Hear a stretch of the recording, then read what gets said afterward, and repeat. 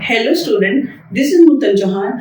आज इस वीडियो में क्या करने वाले हैं, क्लास 9th का हिस्ट्री का चैप्टर फ्रेंच रेवोल्यूशन। इससे पहले की वीडियो में मैं आपको फर्स्ट यूनिट फ्रेंच रेवोल्यूशन की अच्छे से करा चुकी हूँ। उसमें हमने क्या पढ़ा, causes of French revolution, role of middle class, role of philosopher, subsistence crisis और 3 estates, society of France divided into 3 estates, first, second and third, incident of Bastille. ये सारा लुई 16 के बारे में मैं आपको समझा चुकी हूँ। आज जो हम सेकेंड यूनिट करेंगे वो क्या लिखी हुई है, द आउटब्रेक ऑफ रेवोल्यूशन। कि रेवोल्यूशन हुआ 14 जुलाई 1789 को। कारण भी बहुत सारे थे, वो सारे कारण हमने फर्स्ट यूनिट में पढ़ लिए। लेकिन रेवोल्यूशन से पहले क्या भूमिका बन गई थी, इमीडिएट कॉज, ऐसा क्या हो गया था जिसकी वजह से जनता बिल्कुल ही भड़क गई और 14 जुलाई 1789 को क्रांति हो गई। तो उसमें जो सबसे बड़ा कारण है वो है बेटा टैक्सेस। सबसे बड़ा कारण है कि लुई 16 ने थर्ड स्टेट पे और ज्यादा टैक्स लगाने की कोशिश करी, जिससे जनता और भड़क गई।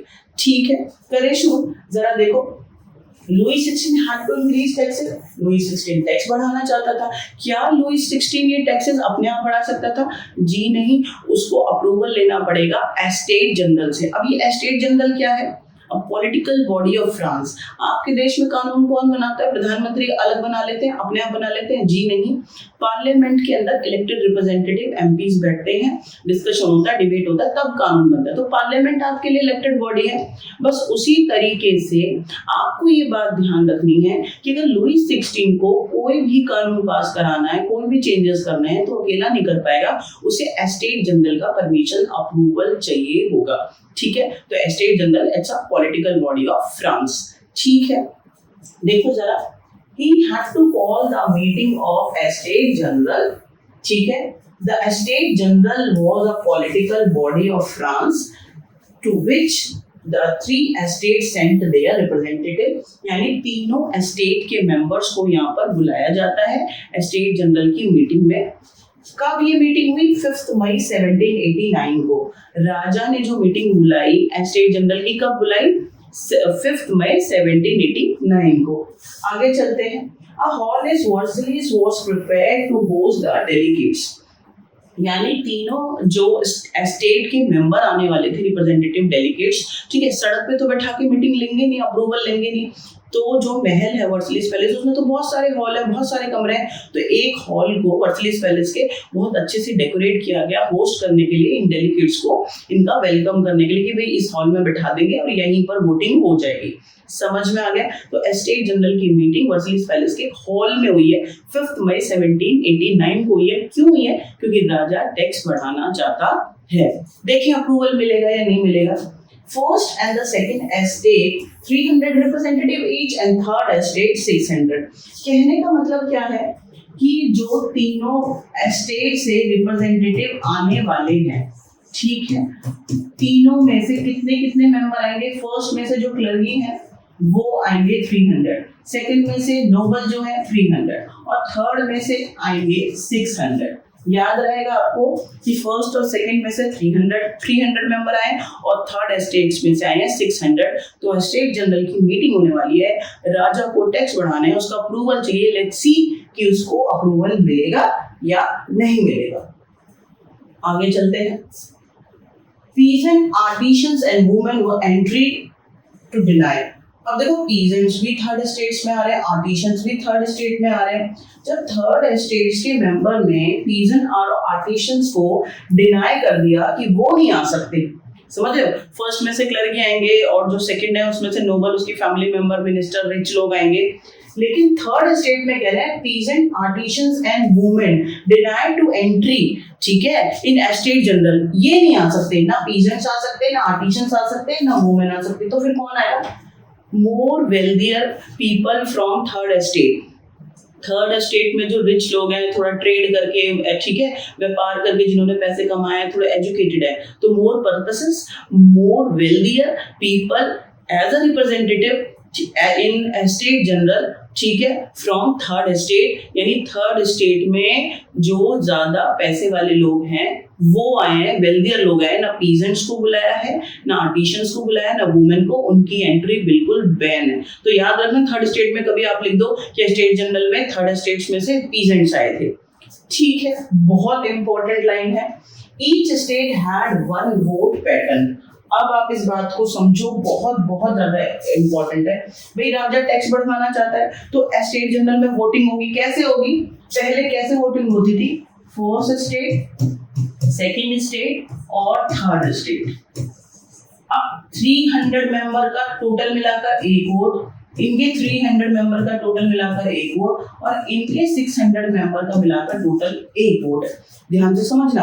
अब फर्स्ट स्टेट और सेकंड स्टेट के हो गए 2 वोट, राजा के पक्ष में चले जाएंगे क्लर्की और नोबल, और इनका रहेगा 1 वोट। तो फिर मीटिंग कराने का फायदा क्या है? हमेशा जो अप्रूवल आएगा वो राजा के पक्ष में आएगा। ठीक है, देखो जरा, दोनों का 1 वोट हो गया, टोटल 2 वोट, और थर्ड स्टेट का 1 वोट रह गया। तो ये जब राजा ने मीटिंग बुलाई तो यही पैटर्न उसने कहा इसी को फॉलो करो। लेकिन हुआ क्या? अब ध्यान से आप समझो, third state demanded that each member would have 1 vote. Third state ने कहा कि नहीं, अब की बार ये जो स्टेट जनरल की मीटिंग है इसमें हम अप्रूवल देना है, वन पर्सन 1 वोट होना चाहिए, ईच पर्सन ईच वोट, कि हर किसी का 1-1 वोट होना चाहिए, तब देखेंगे कि अप्रूवल मिलेगा या नहीं मिलेगा। राजा ने ये बात डिनाई कर दी। King rejected this proposal.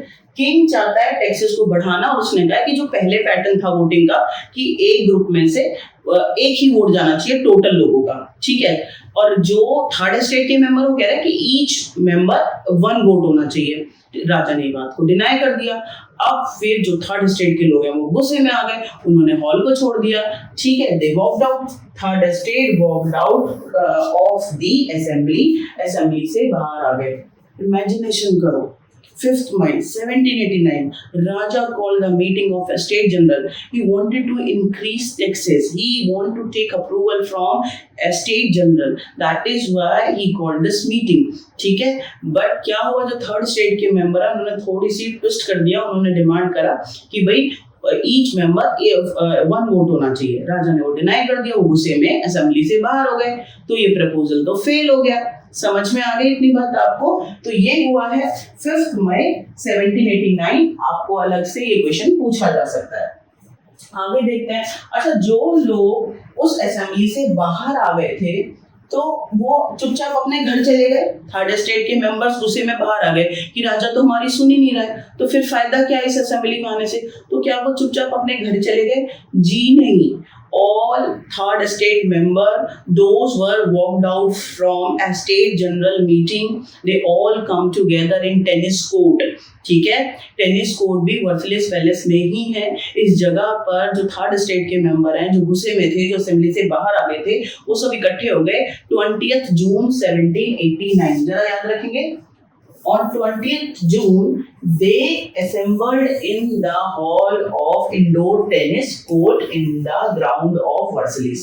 तो वर्सलिस पैलेस में एक ग्राउंड है टेनिस कोर्ट, वहां पर 20th June 1789 में ये सारे इंसिडेंट हो रहे हैं। ठीक है, तब ये लोग इकट्ठा हो गए यहाँ पर। क्यों इकट्ठा हो गए? नाचना है, गाना है उनको? नहीं। देखो जरा, they declared themselves as a national assembly। अपने आप को उन्होंने नेशनल असेंबली डिक्लेयर कर दिया कि नहीं, हमें स्टेट जनरल से कोई मतलब नहीं है, हम नेशनल असेंबली हमने बना ली है। And swore not to be dispersed till they had drafted a constitution for France that would limit the power of the monarch। देखो कितना सुंदर लाइन लिखी हुई है, आपके दिमाग में आज चला जाना चाहिए कि 20th June 1789 को क्या हुआ। Third state members, those who were walked out from a state general meeting, all come together on 20th June 1789 in tennis court। ठीक है, ground of Versailles palace. They all swore, उन्होंने शपथ ली कि we did not disperse until we make a new constitution which limit the power of monarch। हम ऐसा constitution बनाएंगे जिससे राजा की पावर लिमिटेड हो जाएगी और लोगों को भी क्या मिलेगा? और लोगों को भी अधिकार मिलेंगे। इतनी बात आप सबको समझ में आ गई? ठीक है, आगे चलते हैं। अब आप ये देखो कि जब वो कॉन्स्टिट्यूशन बना रहे हैं तो इसके बाद ये उनका थर्ड स्टेट के लोगों का कोई लीडर भी होगा, तो उनके लीडर कौन कौन बने प्लीज आप देखो। थर्ड स्टेट के मेंबर जो इकट्ठा हुए हैं उनके लीडर बने हैं मिराबियो और एबिशियस। मिराबियो नोबल फैमिली से बिलोंग करते हैं, ठीक है, फिर भी वो फ्यूडल सिस्टम के खिलाफ है। किस चीज के? फ्यूडल सिस्टम के, जो राजाओं के पास बहुत ज्यादा जमीन होती है, क्लर्कीज के पास बहुत ज्यादा जमीन है। उसके बाद आप देखो एबिशियस कौन है? वो क्लर्कीज है, originally priest wrote an influence pamphlet called the What is the Third Estate? It means Mirabeau second state से हैं, नोबल फैमिली से बिलोंग करते हैं, फिर भी वो थर्ड स्टेट के लोगों के लीडर बने और वो फ्यूडल प्रिविलेजेस के खिलाफ थे। और जो एबिशियस हैं वो ओरिजिनली प्रिस्ट हैं, वो फर्स्ट क्लर्की डिपार्टमेंट से हैं, फर्स्ट एस्टेट से, फिर भी वो किस चीज के खिलाफ है कि भाई थर्ड स्टेट्स की कंडीशन खराब है, इसलिए उन्होंने एक पैम्फलेट लिखा और उसका टाइटल था What is the Third Estate? तो hopefully you understand 5 मई को 1789 को तो क्या हुआ, एस्टेट जनरल की मीटिंग बुलाई गई और 20 जून को जो थर्ड स्टेट के मेंबर है वो टेनिस कोर्ट में इकट्ठा हुए, उन्होंने कॉन्स्टिट्यूशन बनाया as a national assembly. And what they want limited power of monarch, monarch की पावर को लिमिटेड करना चाहते हैं, ठीक है। तो ये हुआ है इन दो डेट्स के बीच में, 5 मई 1789 एंड 20 जून 1789, ठीक है। और जो 20 जून में टेनिस कोर्ट में जो उन्होंने कॉन्स्टिट्यूशन बनाया एज द नेशनल असेंबली, उसमें उनको जो थर्ड स्टेट के मेंबर है उनको किसने अपने लीडरशिप दी है? कौन उनका लीडर है? मुराबियो और एबिशियस। ये दोनों नाम आपको याद रखने हैं, ठीक है। नेक्स्ट वीडियो में मैं आपको फ्रांस की कंडीशन बताऊंगी और कैसे राजा ने उनको परमिशन दी कि आप अपना कॉन्स्टिट्यूशन बना लो, कॉन्स्टिट्यूशन में लोगों को क्या अधिकार मिले, एक्टिव सिटीजन क्या होते हैं, पैसिव सिटीजन क्या होते हैं, ये हम नेक्स्ट वीडियो में करेंगे। तब तक के लिए आप बहुत खुश रहो, बहुत पढ़ते रहो।